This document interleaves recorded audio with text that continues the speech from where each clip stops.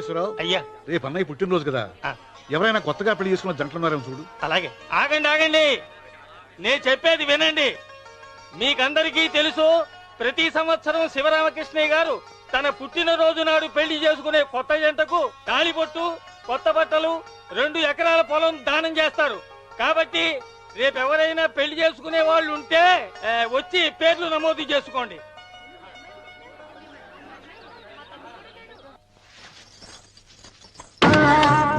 పర్వాలేదులే, భగవంతుడు చల్లగా చూసుంటే శోభనం గదిలో నీ కొంగుముడి విప్పాల్సిన వాణ్ణి.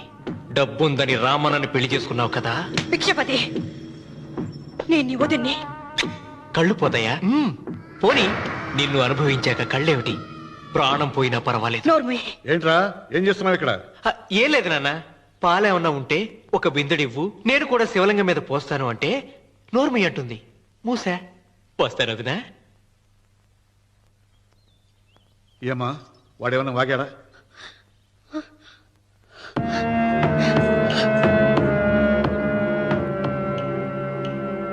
భిక్షపతి, అవును, అసహ్యంగా చండాలంగా వాగాను.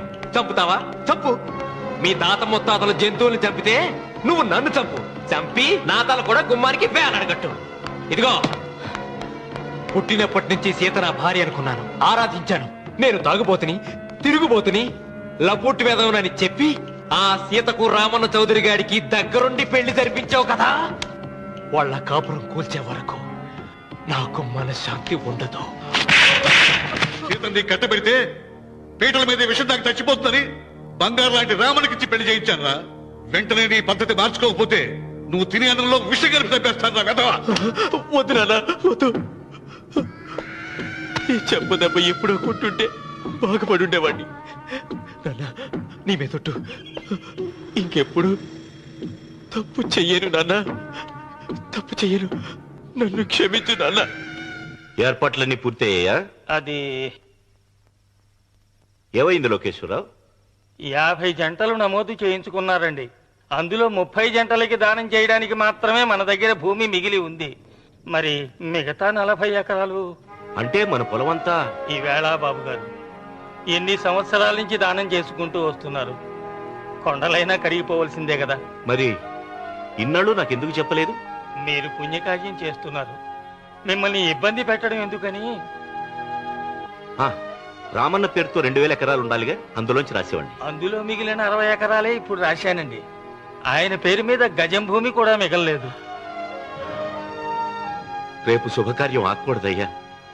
నూతన దంపతులు నా ఇంటి దగ్గర నుంచి నిరాశగా తిరిగి వెళ్ళకూడదు. నాతోరా జగన్నాథం. అన్నయ్య, నువ్వు ఈ సాయం చేస్తే నా పరువు కాపాడిన వాడి అవుతావు. 40 ఎకరాలే కాదు, నా యావదాస్తి మొత్తం నాకు ఇస్తాను, నా ప్రాణాలను ఇస్తాను. లోకేశ్వరరావు, అయ్యా కాగితాలు.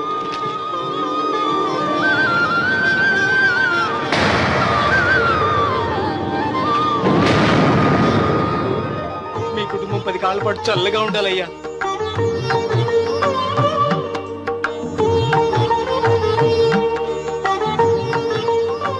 నీ పొలం వాయన దానం చేస్తాడు, పేరు తెచ్చుకుంటాడు.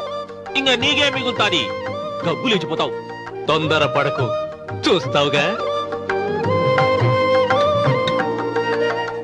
ఒరే రావుడు, ఈ భోజనాల కార్యక్రమం చూస్తుంటే నాకు తిరుపతి దేవస్థానం గుర్తుకొస్తోందిరా. నువ్వైనా చెప్పచ్చు కదా మీ నాన్నకి, ఈ దానాలకు అంతే లేదా? ఎదుటివాడికి ఇంత పెట్టడంలో ఆయన ఆత్మసంతృప్తి పొందుతున్నారు. ఆ పుణ్యమే ఆయన నిండు నూరేడు బతికిస్తుంది. నువ్వు అన్నం వచ్చి ఇదంతా నీ పుణ్యమేరా. అంత మాటలు కదయ్యా. హర హర మహదేవ్ శంభో శంకర. ఓం నమః శివాయ. పెదనాన్న. ఏం బాబు?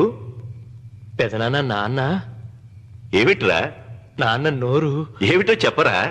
మా నాన్న నోరు తెరిచి నిన్ను అడగలేక నాకు దస్తావేజీలు ఇచ్చి పంపించాడు. దేనికి? మీరు మా దగ్గర తీసుకున్న పొలానికి గాను రుణపత్రం రాయించుకు రమ్మన్నాడు.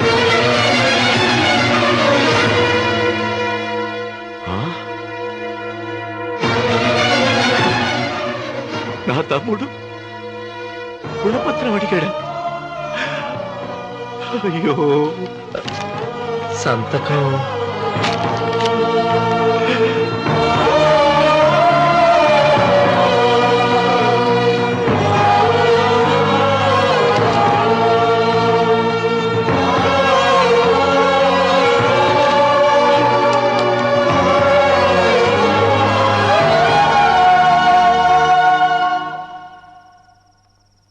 ఏంట్రా తినవేంటి? ఓహో, అన్నంలో విషం కలిపి చంపుతున్నానని భయపడి చస్తున్నావా? లేదురే, తిను. ఏంట్రా నాకేమైంది? నువ్వు అన్నంలో విషం కలిపి నన్ను చంపుతానన్నావు కదా, ఆ పాపం నీకెందుకు అంటగట్టాలి అని నేనే నా అన్నంలో విషం కలుపుకున్నాను నాన్న. పొరపాటుగా పళ్ళాలు మారాయి. నాన్న ఎలాగో చచ్చిపోతున్నావు కదా, నీకు రహస్యం చెప్పనా? ఇంతకు ముందే మీ అన్నయ్య చేత దొంగ దస్తావేజీల మీద సంతకం పెట్టించుకున్నా. వాళ్ళని వీధిలోకి తీసుకొస్తా.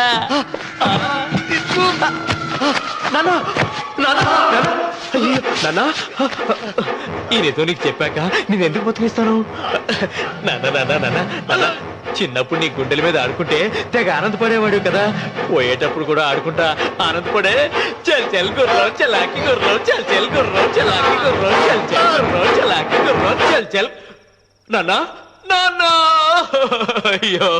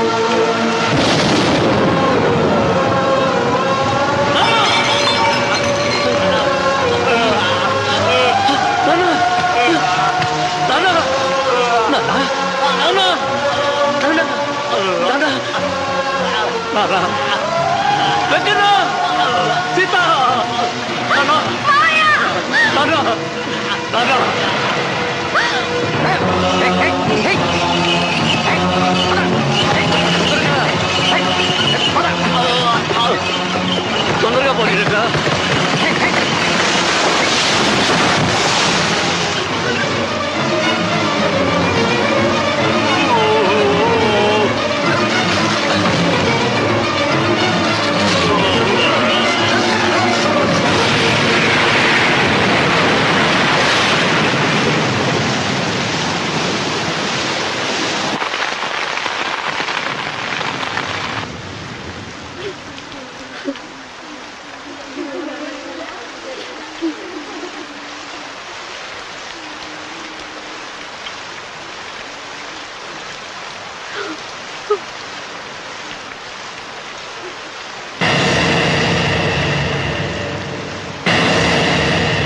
అందరికీ నమస్కారం. ఇది మా పెదనాన్న సంతకం పెట్టిన దస్తావేజు. అక్కడ మా నాన్న లేడు, ఇక్కడ మా పెదనాన్న లేడు. కానీ మా పెదనాన్న మా నాన్న దగ్గర 50 లక్షల డబ్బు, 40 ఎకరాల పొలం తీసుకున్నాడు. ఏ లోకేశ్వరరావు చెప్పు. అవునండి, నేను సాక్షి సంతకం చేశాను. ఈ అప్పు ఎలా తీరుతుందో ఆ ధర్మాత్ముడి సేవ అక్కడి నుంచి తీసేలోపు చెప్తే బాగుంటుంది. భిక్షపతి మతుందా నీకు? ఇదేనా అడిగే సమయం? ఆయన తగలబడిపోతే ఆయనతో పాటు ఈ నిజం తగలబడిపోతుంది. మా అన్నయ్య ఆ ధర్మాత్ముడు రక్తం పంచుకు పుట్టాడు. ఏమయ్యా లోకేశ్వరరావు, మా అన్నయ్యకి మిగిలిన ఆస్తి ఏమిటి?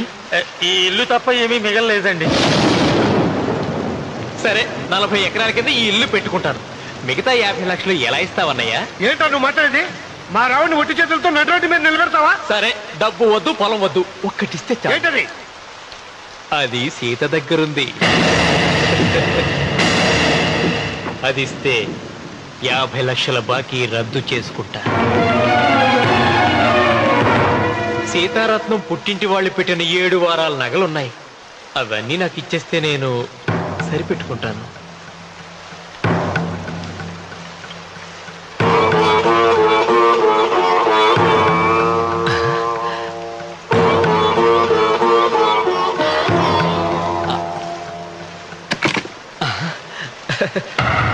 అదేమిటి, నీ మెళ్ళ ఉన్న మంగళసూత్రం బంగారం కదా, అది కూడా తీసిపెట్టు.